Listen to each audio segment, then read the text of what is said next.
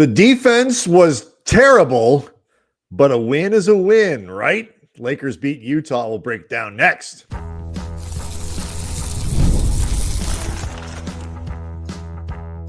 You are Locked On Lakers, your daily Los Angeles Lakers podcast, part of the Locked On Podcast Network, your team every day. Thanks, everybody, for making Locked On Lakers first listen of every day, Monday through Friday. No matter how, where you get your podcasts, you are part of making the Locked On Podcast Network the number one sports podcasting network in the universe. The Lakers, Andy, they won. That's about the nicest thing that I can say about them. The offense looked pretty good. They scored a lot of points, but the commitment to defense, I think that JJ Redick was looking for and that they had been talking about after a really bad stretch on that side of the ball did not materialize against the Utah Jazz. Maybe you could say in the second half it got a little better. I would say the fourth quarter, I think it got better in the fourth quarter. I think Utah missed more shots in the third quarter than the Lakers defense actually got better. I agree totally. 143 to 135 is the final score. Hope you all took the over. It was one of these games where the Lakers just seemed content to kind of run with Utah. I think they thought it was going to be a little bit easier to do that. Utah spent most of this game out in front, and it was only a late push by the Lakers. They started to tighten the game up in the end of the third, really took the game over in the fourth. But overall, it was an uninspiring win, despite some gaudy statistics from Luka, good statistical night from LeBron, and genuinely good contributions from the bench. Yeah, the bench and Marcus Smart, those guys really helped step up in this game. I mean, it's funny. What ended up happening in this game, albeit in a win, was the exact scenario that we had talked about heading into this game, that if the Lakers did not take this seriously, it could become more of a game than it should be for the reasons that we talked about. We said Utah will work you on the offensive glass if you are not conscious of keeping them off it. I'm pretty sure Utah's first 3 baskets came by way of second chance points, offensive rebounds. We also said the Lakers, if they take care of if they turn the ball over, that's going to be on them, not Utah, because Utah can't turn you over. And to the Lakers' credit, and this was a big reason they managed to stay in this game despite defending from a lawn chair, they only turned the ball over one time in the first half. They only had 7 turnovers in the game. They did a very good job not completely shooting themselves in the foot like with an Uzi, but they were definitely using a handgun. And either way, they seemed extremely content to, just as you put it, Brian, put out the minimum effort. They cranked it up in the fourth quarter. And even then, though, Marcus Smart fouled out in this game. I don't think it was a coincidence that Utah started to make a push in the fourth when Marcus Smart fouled out. I think that helped. And then I think, I was like this close in the fourth quarter to texting you and saying, they're doing a much better job of continuing to run an offense down the stretch. The lead was up to, 10, 11 points, and, they had taken control of the game, and it really looked like they were going to kind of keep it. And then they strung together 2 or 3 pretty bad possessions, I thought, and gave the Jazz an opportunity to make the game closer down the stretch than it needed to be. And so I think, it's not that. I'll tell you this. I understand. How many years have we been doing this now? Getting close to 20? Something like that, give or take. We've been covering the Lakers, whether for the LA Times, for ESPN, for The Athletic, for 710 ESPN, now Locked On Lakers. 20 years, give or take. I understand how the NBA works. I do. It's a long season. Gabe talked about it in that clip we played for Thursday's show. Like, it is impossible to be 100% dialed in all the time for every game. There are strategic considerations to it. The Lakers were playing without a couple guys, especially Deandre Ayton, who can make a difference for them, in terms of their defensive integrity, and so on and so on and so on. All caveats aside here, the level, this wasn't cruise control defense like we could do a little bit better, or we could, whatever that you see high-end teams play. This was terrible defense. It was awful. It was Utah shooting, 70% for much of the first half. And while they were shooting halfway through the third quarter, 62% from behind the arc. From behind, I'm not even just talking overall from the field or from two. They were shooting 62%. Like, to put this in perspective, Utah finished the game 49% from behind the arc, which is pretty damn high. That's because the Lakers turned things up in the fourth quarter. That was them being relatively mindful of the three-point line in the fourth quarter. Yeah, and look, I mean, Isaiah Collier hit a couple open ones. They let Nurkic take one. Like, these are not good volume three-point shooters and stuff. Okay, fine. But, like, they're also the backdoor plays and, the easy penetration to get to the rim and just stuff that was just too simple. And, JJ Redick was not happy with the quality of their defensive play. Like, it was not like he was hiding that behind platitudes of, we're shorthanded and we're playing hard, it's altitude. Like, this was flat out not good enough. And, it was good enough to get the job done against a improving Utah team, a team that works hard, that I think looks like they're going to play, trying to maybe make a play in or give themselves some real games to play for their young players. They were also playing without Lauri Markkanen in this game. And so it's not like the Lakers were just lit up by, an all-star caliber player on his own. Like, this was a Utah team playing without its best player. I thought it was really telling that after the game, JJ was asked a question about Luka's offensive night, and Luka was fantastic on that side of the floor. 45 points on 14 of 28 shooting. This is how bad the defense was, Andy. Like, we really can't headline, other than if we wanted to just sort of, throw red meat to the Luka fans. We can't even headline with a 45-point, 14 of 28 from the floor, 13 of 16, 11 rebounds, 14 assists, 5 steals. Like, we can't headline with that because the team defense was that bad against just one turnover. I mean, yeah.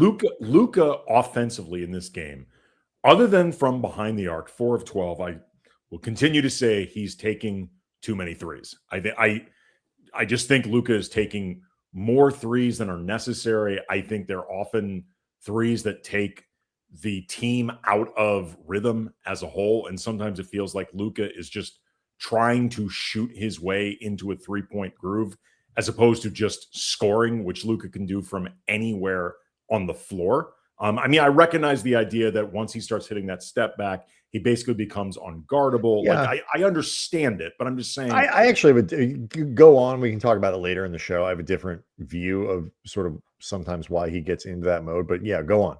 But I think Luka is averaging around 12 threes a game and shooting around 31%. Like, it's just too many empty, in my opinion, too many empty offensive possessions for a guy that is so good scoring so many other places around the floor. But anyway, Luka's control, though, over the offense tonight was nothing short of masterful. Again, 14 of 28 from the field, 45 points, 14 assists against just 1 turnover. Great night, by the way, for LeBron. 28 Yes. on that side of the ball. 28 points, efficient, 8 of 17. Missed all 5 of his three-pointers. That's going to happen sometimes, but he made 12 of 13 free throws, which means he took 13 free throws. He had 10 assists like Luka, limited his turnovers, only 2. So highly efficient ball sharing from your 2 primary ball movers. The offense was fine. There weren't any problems with the offense. Well, that's what I'm getting at. When it was telling to me that JJ, and I do not remember the exact question that he was asked, but it was something about Luka's offensive night. Right. And hold on JJ, to that. Like, so he asked about Luka's offense and got a very different answer, and we'll get to that next. Locked on Lakers is brought to you by DoorDash. The season's heating up. DoorDash has a way to keep fans in their bag the whole way through. Whether you are watching the highlights, the tunnel fits, or just your favorite player, DoorDash makes the entire season more fun. Every player has their bag with DoorDash. Fans have one too. DoorDash keeps your snacks stocked, your gear fresh, and the watch party vibes on point. There are nights when your team stresses you out, so let DoorDash become the post-game therapy. Sometimes you just need dessert, like now, or snacks, cups for post-game beverages. You can send a phone charger to that friend that is always at 2%, but you guys text about the game afterwards when you win. That is the good luck ritual. You got to keep it going. So from tip-off to overtime, stay in your bag, order on DoorDash, get snacks, drinks, gear, whatever gets you through the season, delivered right to your door. DoorDash in your bag all season long. Locked on Lakers also brought to you by Rocket Money. Do you ever feel like your money just disappears each month? I do. It happens fast. A few subscriptions here, an impulse buy there. Suddenly the numbers in your bank account just don't match the numbers in your head. Rocket Money helps you get clarity, tracking every dollar and staying in control of your finances. Managing your money shouldn't feel like a second job. Rocket Money does the heavy lifting so you can save more and stress less. And they do this by making it so you can, see what you're paying for, things you might not realize that you're paying for. Rocket Money can find subscriptions that you forgot you were paying for and help you clean them up quickly. This is actually really important to be able to follow your money, things that you maybe didn't realize you were still subscribed to, things you never realized you ever subscribed to. That stuff really adds up and can get hidden in a monthly or even a yearly type charge that over the course of time adds up to a lot of money. I particularly like how Rocket Money gives me a lot of visibility into my finances. You cannot fix, you cannot control what you cannot see. Bill alerts, spending notifications, they help you catch all the small stuff that can turn into big expenses before you know it. So take control of your finances, cancel your unwanted subscriptions with Rocket Money. Go to rocketmoney.com/locked-on today. That's rocketmoney.com/locked-on. rocketmoney.com/locked-on.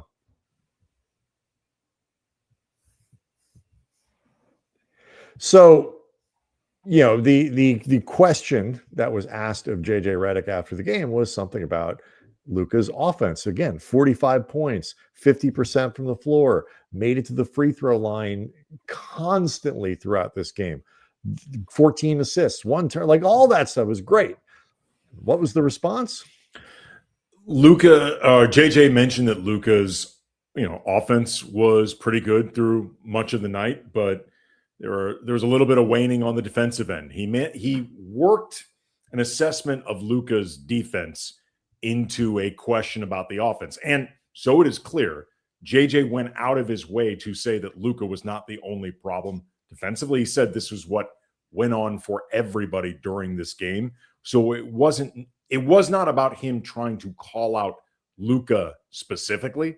Right. I think he was trying to call out the team. That being said, Luka's defense in this game was really bad. And you and I have been generally proponents of the idea that while Luka is not, a shutdown defender, he's not.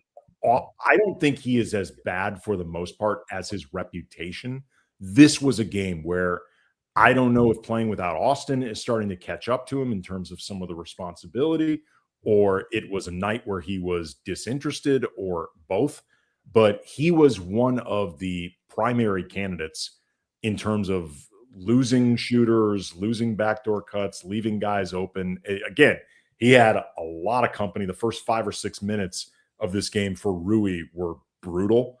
But and other than, you know, the usual suspects that you know are going to be putting in the effort defensively regardless, like there were a lot of lapses to go around. But I think it is telling that JJ mentioned this in a question about Luka's offense. I think because we are coming off the heels of that meeting that JJ had with Luka and LeBron, and Luka seemed extremely receptive about the idea of, we need you guys to set a tone defensively. And I think it was. Oh, you mean now, like right away?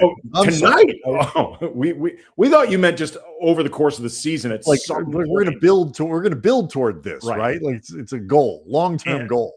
And I imagine JJ found it disappointing that this is the way that they approached tonight's game for the first 3 quarters, after all of the talk about defensive intensity and urgency and all that stuff. It wasn't there tonight until the 4th quarter. And for a team with aspiration, I'm sure there are going to be people who look at this and be like, you guys are spending way too much time talking about, you're picking on the wrong guys. He scored 45 points. He had 14. It's like all true. And he had company. And if he doesn't perform the way he does, he was not the only problem. They're not right. They're not going to stick in. They're not going to stick in the game long enough to make the assist. So it's crystal clear he was not the only problem. And I see somebody noting in the comment section. This is actually where I was going. The comment section we do at the show. If you join the show on the YouTube channel when we go live,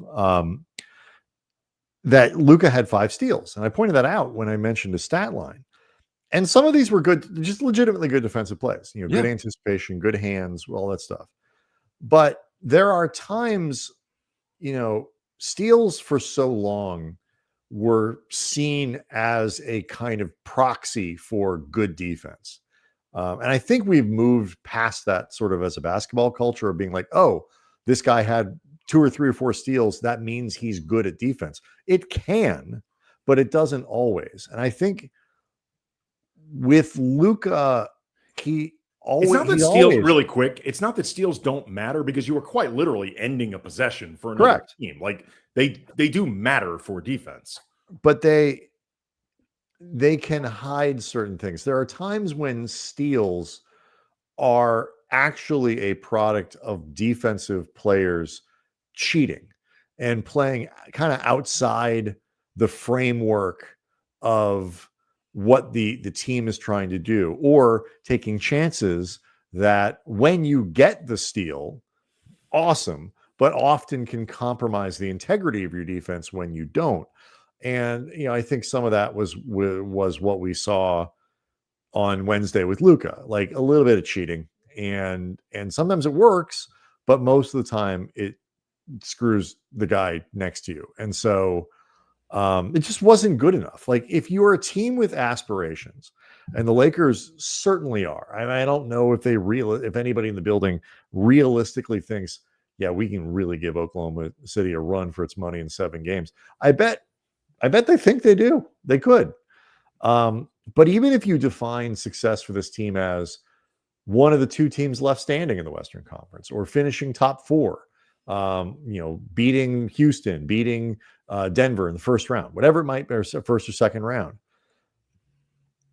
you can't do that with the level of defense that they were playing. And this wasn't even like build toward it. Like, if this is the baseline or anywhere close to the baseline, you're never getting where you need to go. And this team has just been flat bad on that side of the ball for the last couple weeks.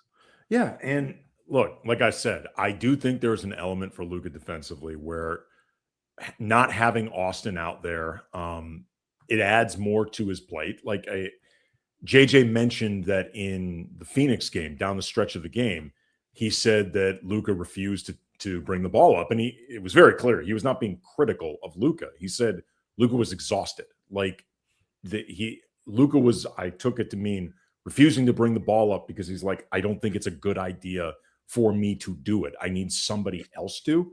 So like he wasn't being like obstinate. He was like, not now. I need somebody else to do it. Right. So I would expect that, similar to what was going on with Austin, where we saw that some of the use from earlier in the season when Luka and LeBron were both missing some games, it may have caught up to Austin. Some of this may be catching up to Luka because, like I said earlier in the show, I actually think Luka takes more crap for his defense for the most part than is deserved. Yeah. But this was a night where it was problematic, and until the fourth quarter, not enough guys stepped up to sort of fill the void. Collectively, they also not having Ayton, Gabe Vincent didn't play in this game. He, just as a side note, is out for at least a week. So the Lakers are shorthanded in the backcourt, at least until AR returns, which in theory, the evaluation day for Reaves, technically speaking, is Friday, ahead of the Clipper game on Saturday. So, we should get some kind of update on Austin, before Saturday at the least. We'll see, but without Austin, as much as we have legitimate criticisms of Vincent, you're short a lot of backcourt. You're short a lot of ball handling.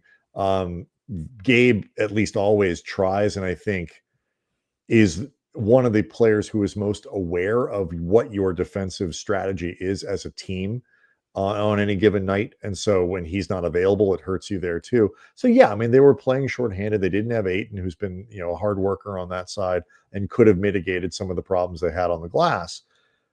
But it's still just a lousy effort. And they need to be better as a group. They've shown they can be better too, even when they are missing guys. And so performances like this are a little hard to swallow when they come consistently, because we've seen evidence that they can do it better. That said, though, there was a very good fourth quarter in this game. So let's at least somewhat Mark McGuire here. We're no longer here to talk about the past, Andy. Right. Let's talk at least about the fourth quarter, because the fourth quarter did some good things happen in there, particularly with the bench guys and Marcus Smart, LeBron leading the way there. So we'll get into that coming up next. Locked on Lakers is brought to you by Gusto. Let's be real.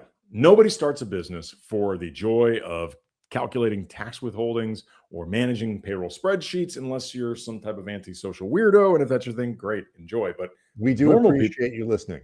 But for the of course, absolutely. I hope you're an everydayer. But for the normal people out there, that's where Gusto comes in, to take the stress out of payroll, benefits, and HR so you can focus on running your business, supporting your team.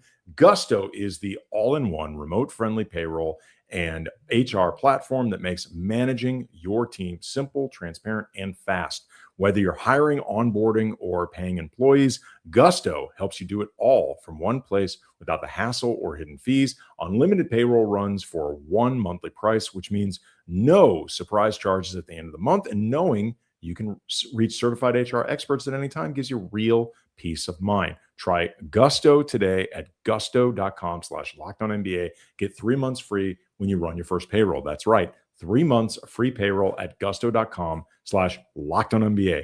One more time, that's gusto.com/LockedOnNBA.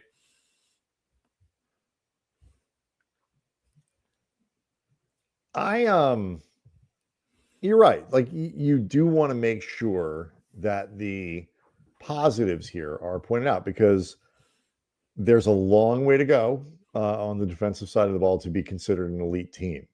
But they are continuing to win. They beat Phoenix the other night. They beat Utah on Thursday.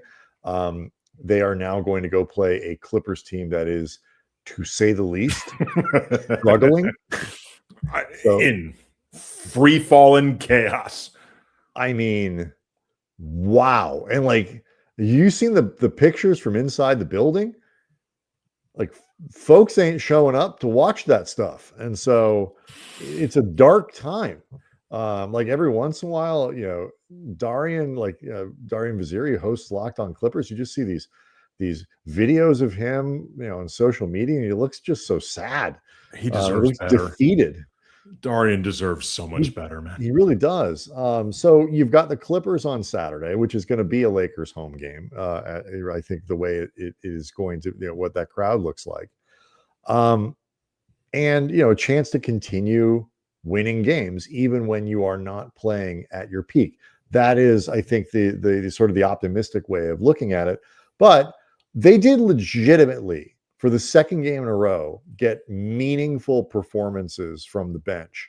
That has been a problem over the course of this year, and it's worth pointing out when they get, real contributions. Yeah, Maxi Kleber, 5 points, 2 rebounds, and assist. It won't show Great up. block, like a little chase down block. I was going to say a chase down block, plus 17 for the game, and I wanted to start with him, just letting you know that plus 17 felt real. And, plus minus is an imperfect stat, just like any stat, but it really felt indicative of how a guy can affect an overall game. He was part of that fourth quarter. Jarred Vanderbilt now clearly back in the rotation. 7 points on 3 of 7 from the field. He hit another corner 3.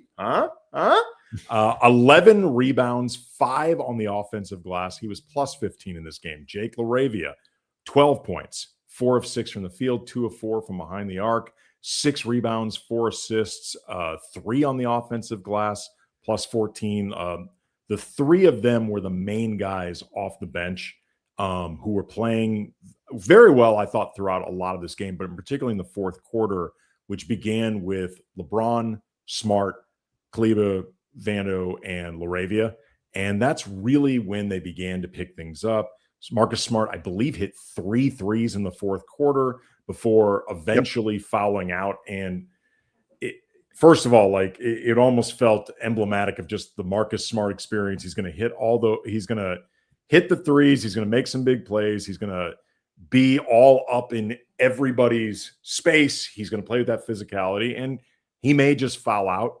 But I don't think it was a coincidence that the Lakers started to lose the thread a bit, and Utah, while never making it a seriously endangered victory, Utah started to make a push in the second half of the fourth quarter after Smart fouled out. And I don't think it's a coincidence, just because Smart provides that intensity and that urgency. And I think one of the things I've really noticed with Smart being out there is he's very good at just helping the team maintain collective focus.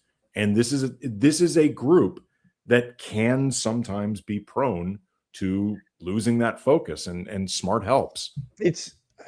Whether focus is the right word, organization is there. It's like, he is a person who is better at and understands the concepts of defense and sees what the opponent is doing better than many other players on the field. And so, when your starting quarterback is in the game, your offense operates better. He, communicates better, does the little things better, organizes the group better. You get in and out of the huddle faster. The play calls are clear.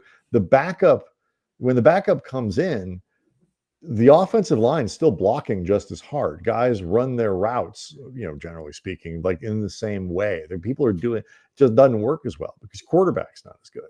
And Smart, in a lot of ways, operates as a quarterback. And when he is really dialed in, and then everybody else kind of, is there too. Some of it, again, you're right, is focus, like in the most traditional sense, the way people think about it.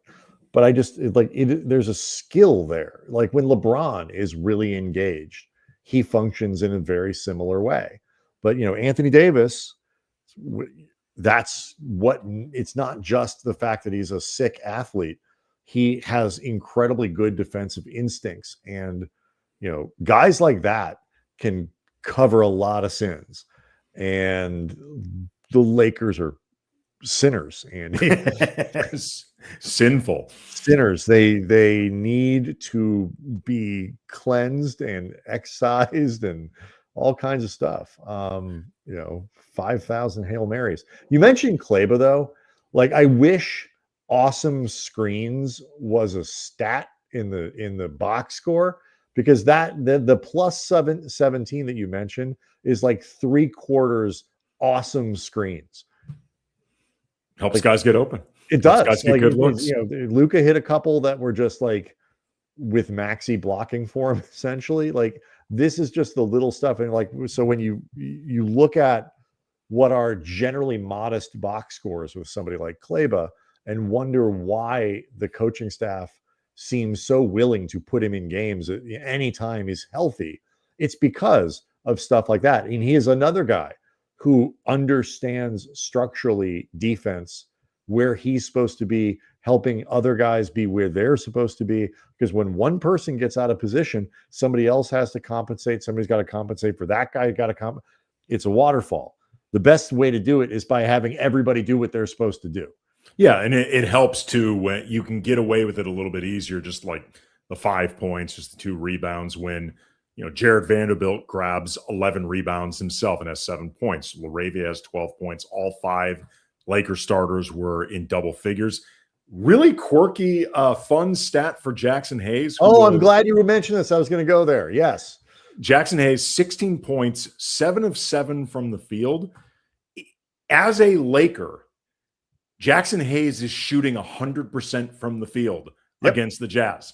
I was not aware of this until Billy and Stu brought this up during the broadcast, but he is shooting as a Laker 100% from the field. That is amazing.